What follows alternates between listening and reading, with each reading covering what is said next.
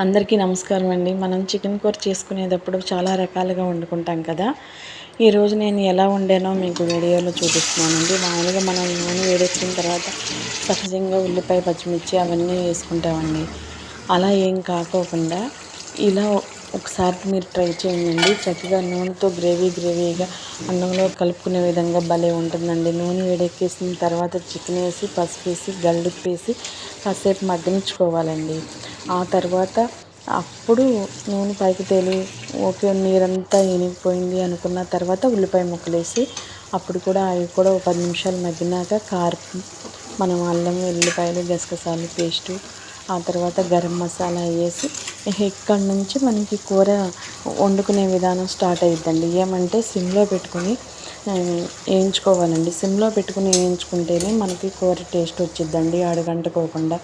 ఆ ముక్క కూడా మనకి ఆ నూనె అవన్నీ పట్టి ముక్క కూడా తింటుంటే జ్యూసీగా చక్కగా ఉండిద్దండి. మీకు నేను వండిన విధానం నచ్చితే ఒకసారి ఇలా ట్రై చేయండి, చాలా బాగుండిద్దండి. ఇందులో కొత్తిమీర, పుదీనాలు కూడా వేయచ్చండి. ఈరోజు నాకు ఇంట్లో అందుబాటులో లేవని వేయలేదండి, ఓన్లీ కరివేపాకే వేసాను.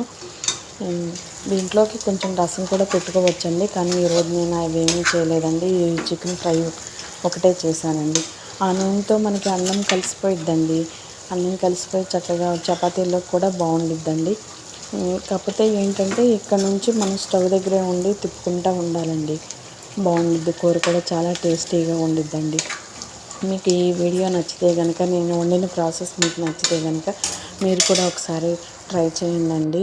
అలాగే మన ఛానల్ని సబ్స్క్రైబ్ చేసి సపోర్ట్ చేసిన ప్రతి ఒక్కరికి కూడా మనస్సాక్షిగా పేరు పేరున ధన్యవాదాలు తెలుపుకుంటున్నానండి. థ్యాంక్ యూ సో మచ్ అండి. ప్రతి ఒక్కరికి మనస్ఫూర్తిగా ధన్యవాదాలు మళ్ళీ చెప్తున్నానండి. థ్యాంక్ యూ సో మచ్ అండి. వీడియో పెడతాను, వీడియో చూసి మీ మంచి మనసుతో ఒక చిన్న లైక్ చేయండి. ఇంకా ఈ తిప్పుకునే కూర సిమ్లో పెట్టి తిప్పుకుంటమే మనకి టైం పట్టిద్దండి. అయిపోయిందండి, కూర రెడీ అయిపోయినట్టేనండి. అట్లా నూనె పైకి తేలుతుండగా ఆ గ్రేవీనెస్ చాలు అనుకున్నప్పుడు మనం ఇంకా స్టవ్ ఆఫ్ చేసుకుంటామేనండి. Okay, thank you so much అండి. వీడియో చూడండి, లైక్ చేయండి.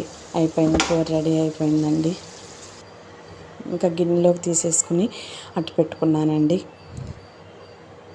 ఓకేనండి, ఉంటానండి. మరో వీడియోతో మళ్ళీ వస్తానండి.